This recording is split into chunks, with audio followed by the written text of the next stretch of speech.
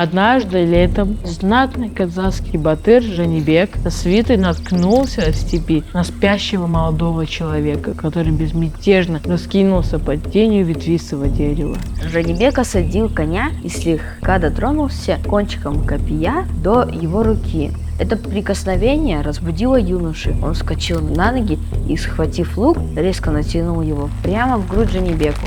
«Остановись, безумный!» – закричал Жанибек. «Я Жанибек, я не враг твой, а друг!» В ответ на эти слова молодой человек произнес: «Как ты смеешь беспокоить спящего человека? Давно ли гора Сюек стали так дерзки и непочтительны перед Ахтек? Ты, Жанибек, ступай налево. Я, султан Абулхаир, иду направо». Жанибек был поражен дерзостью и гордостью юноши. После выражения взаимного расположения друг к другу, батыр Жанибек, как утверждает легенда, долго разговаривал с султаном Абулхаиром. Он узнал, что молодой чингизид беден, одинок и не имеет ничего, кроме силы клячи, и предложил ему свою дружбу. Абулхаир, несколько поколебавшись, принял это предложение славного батыра. С тех пор жизненные дороги этих двух выдающихся людей больше не расходились. В 1730 году этот молодой чингизид, который к тому времени достиг высшей власти, отправил прошение к русской царице Анне Иоанновне, где он просил принять его и подвластные ему роды младшего Жуза в российское подданство, тем самым положив начало процессу присоединения Казахстана к России. Когда писали о подданстве, не думали о том, что будет потеряна независимость.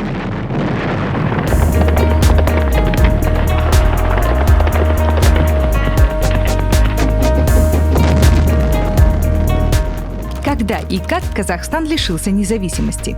Петр I, в свое время оценивая значение казахских земель, говорил: «Орда сия есть ключ и врата Индии». Поскольку Российская империя уже была видным игроком на мировой арене, одним из ее стратегических противников стала Великобритания, могучая империя, над которой солнце никогда не заходило. Интересы Англии и России столкнулись на Евразийском континенте, так как расширение Российской империи на юг открывало через Афганистан дорогу к Индии, жемчужине в короне Британской империи, и тем самым представляло потенциальную угрозу для стратегических интересов Великобритании. Вернемся к Абулхаиру. Годы его становления в качестве политического лидера пришлись на один из самых тяжелых периодов казахско-джунгарских войн. Мы стали бороться с джунгарами, и джунгары стали такими заклятыми врагами казахов. Сводить к черно-белой картине, что вот были хорошие казахи и плохие джунгары, не стоит. Там были разные палитра взаимоотношений, от союза, заканчивая, безусловно, газоватым, которые некоторые казахские ханы объявляли против джунгар. Это была война двух кочевых народов за жизненное пространство. Ученые находят факты, когда российское правительство помогало и джунгарам, и казахам. Абулхаир возглавлял казахское ополчение в Анракайской битве, одном из самых победоносных сражений казахов с джунгарами. После нее Абулхаир чистолюбиво надеялся на то, что его изберут верховным ханом. Но генеалогическая ветвь, из которой он происходил, была младшей, и из нее никогда не избирали старших ханов. Поэтому на общеказахском съезде в Орда-Басы верховным ханом был избран престарелый Булат-хан. Это, безусловно, обидело Абулхаира, и он откочевал к себе обратно в младший Жуз. Он обращается к русскому правительству о подданстве, надеясь за счет силы, мощи Российской империи, силы ее оружия подчинить себе весь Казахстан. Ошибочно полагать, что он выступал от имени всего казахского народа. Он просил о подданстве от лица только ему подвластных родов младшего Жуза.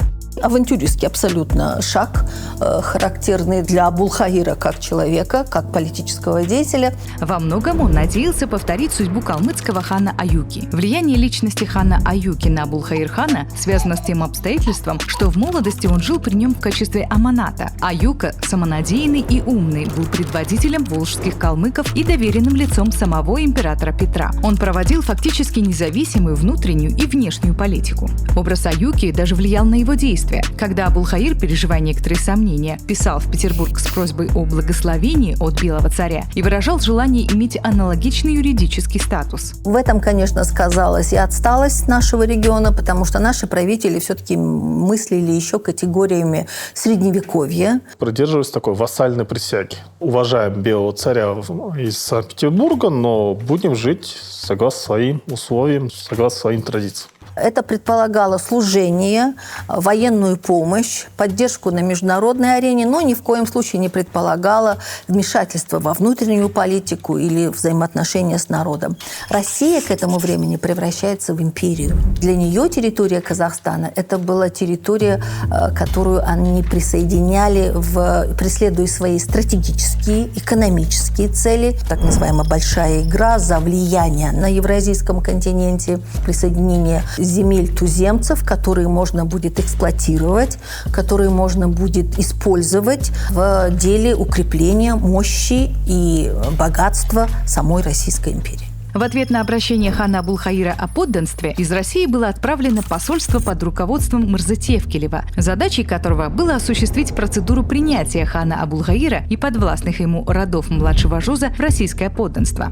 Кутлу Мухаммед Тевкелев после принятия подданства ханом Абулхаиром, когда он вернулся в Петербург, он из писаря его сделали полковником. Вот такой вот резкий рост. Есть дневник Тевкелева о вот этом процессе присоединения Казахстана к России, и ты понимаешь, что там это была фактически секретная миссия. Половина правителей, аксакалов, родовых старейшин принимали вопрос о подданстве под давлением, в результате угроз или же подкупом там, за подарки, за какие-то особые условия. Более того, некоторые начали их преследовать, и Тевкелев вынужден был скрываться. То есть казахский народ вообще был как бы не очень в курсе, а его элита политическая, она тоже не вся поддерживала вот эту акцию Абулхаир-хана. В 1748 году был убит ханом младшего Жуза Абулхаир. Некоторые считают, что в убийстве хана Абулхаира замешан генерал-губернатор Оренбурга Неплюев, что он все организовал руками султана Барака. Сама гибель хана Абулхаира, вот когда Барак со своим отрядом напал на хана Абулхаира, у него была возможность сдаться. Но приводят такие слова, что он сказал, хан Абулхаир: «Барак баба, а если я буду бояться бабы, этого Барака, то я буду хуже бабы». И он вступил в этот неравный бой.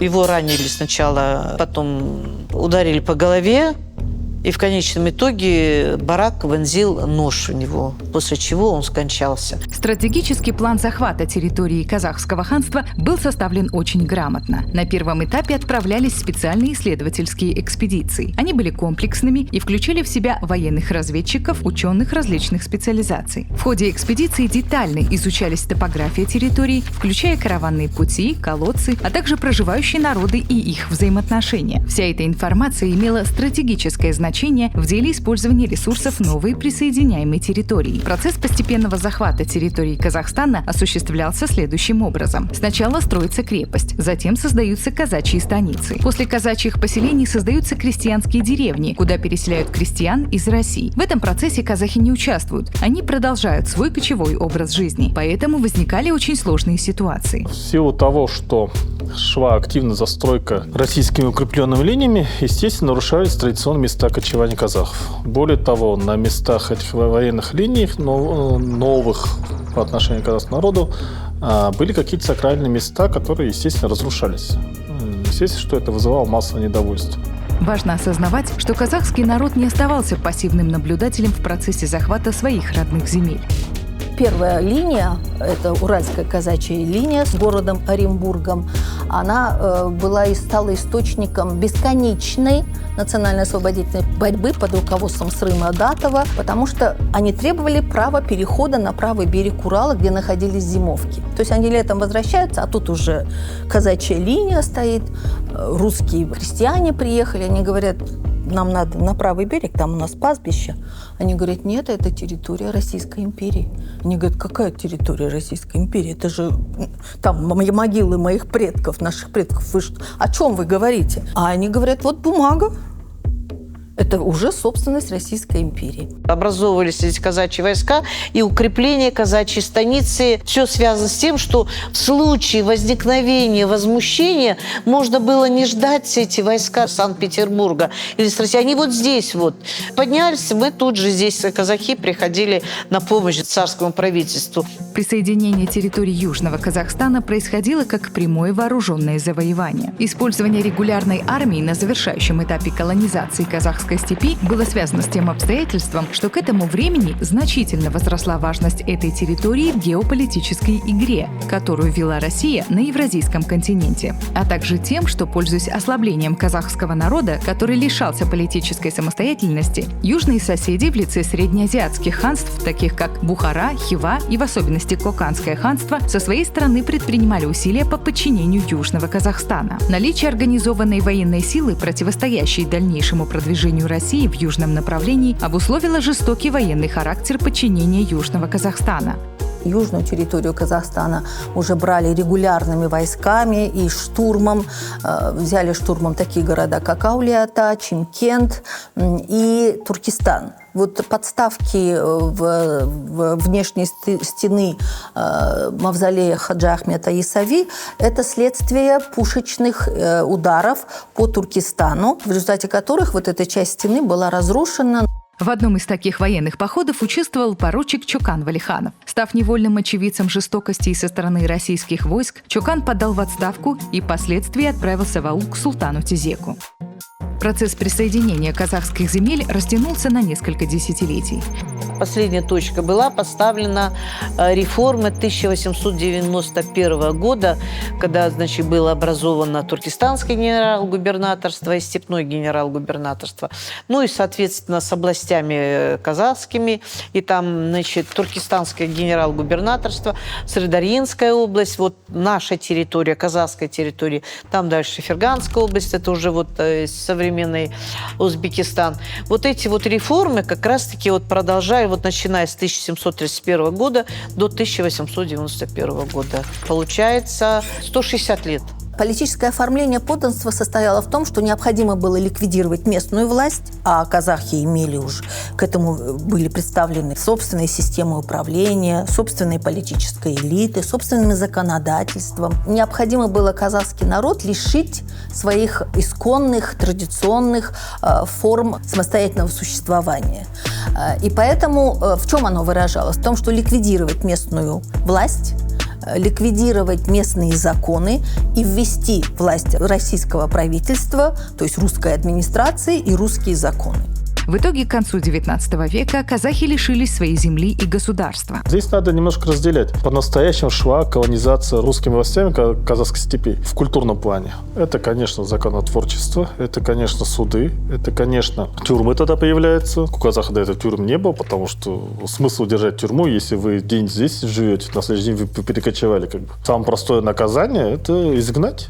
Из рода племени человек в степи сам умрет. Запрещали газеты, запрещали отдельные книжки. Это все те процессы, они были, есть и будут. Все это вело к тому, чтобы казахов лишить собственности на землю и лишить независимости, что последние реформы и сделали.